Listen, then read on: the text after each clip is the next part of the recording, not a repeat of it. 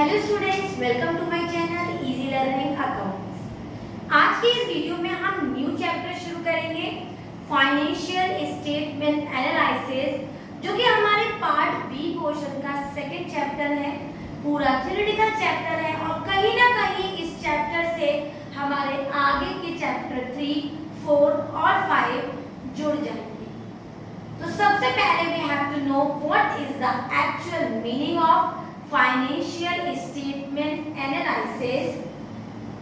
Financial statement analysis is a systematic process of analyze करना, describe करना, identify करना of the financial information in the financial statement to understand and take economic decisions.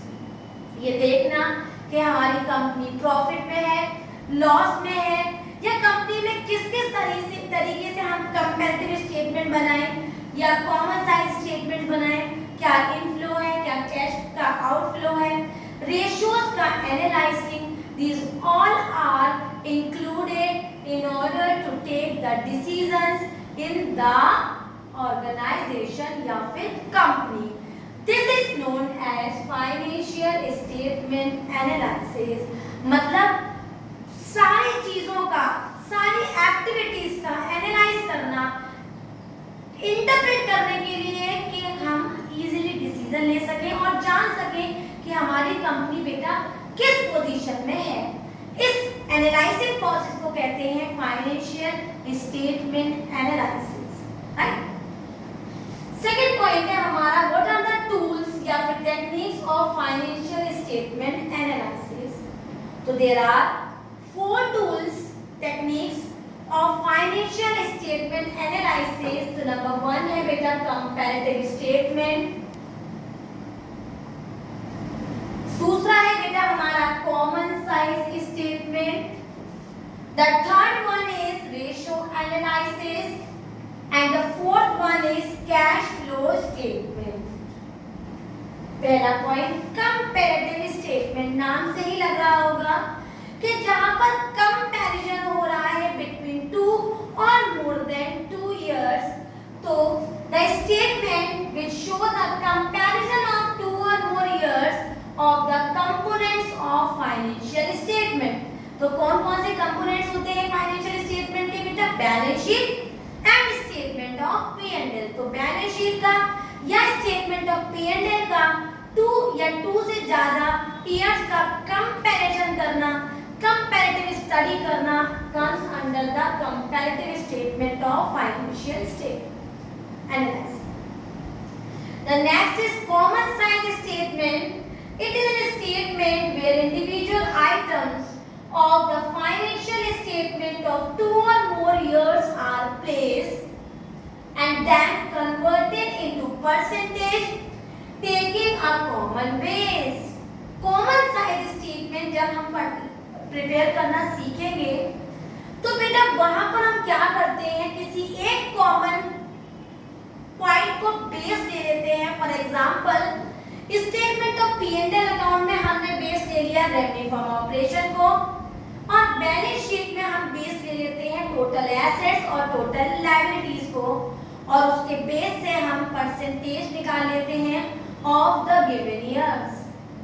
This by taking a common base, when we identify analyze the information, it comes under the common size statements. इनकी definitions बहुत important नहीं है, इनके numericals important हैं जो कि हम chapter 3 में करेंगे। नेक्स्ट पॉइंट है हमारा ratio analysis. It is an arithmetic expression of the relationship between 2 related components of balance sheet and statement of P&L।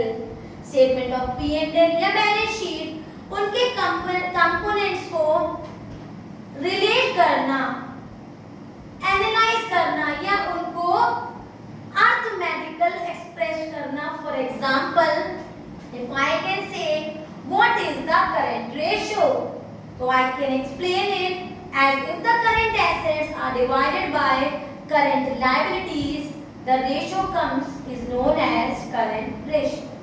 ये चीजें अभी हमें शायद कम समझ में आए, जब मैं आपको ये चैप्टर पढ़ाऊंगी तो ये सिस्टमैटिकली आपको अच्छी तरह से क्लियर हो जाएगी। And the fourth point is cash flow statement. मैंने आपको लास्ट वीडियो में बताया था, रिपीट कर दूंगी। वो स्टेटमेंट जो हमें ये बताता है कि हमारी कंपनी का कितना कैश इनफ्लो हुआ और कितना कैश आउटफ्लो हुआ in an accounting period.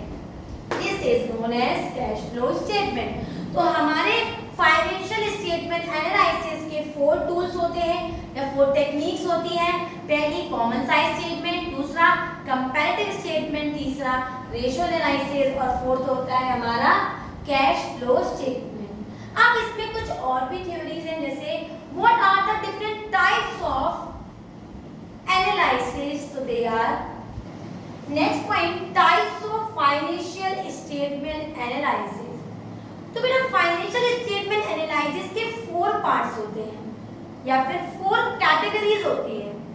Number 1 external analysis, the analysis made by the outsiders, that is the investors, competitors, government, suppliers, they have no internal existence, they are analyzing the working position by outside.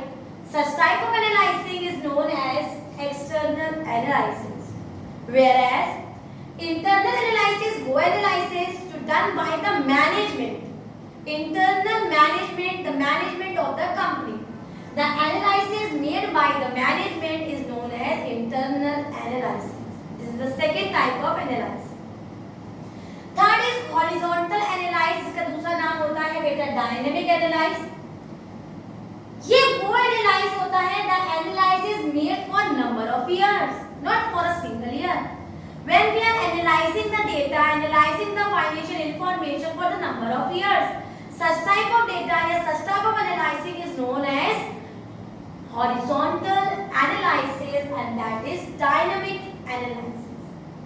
Fourth होता है बेटा हमारा vertical analysis opposite to the horizontal, मतलब the analysis made for 1 year only, केवल एक ही साल का अगर हम एनालाइज कर रहे हैं तो that means it is vertical analysis. The difference between, कभी कोई आपसे पूछे what is the difference between horizontal and vertical, तो आप बताएंगे when the analysing has been made for the number of years more than 1 year it is horizontal.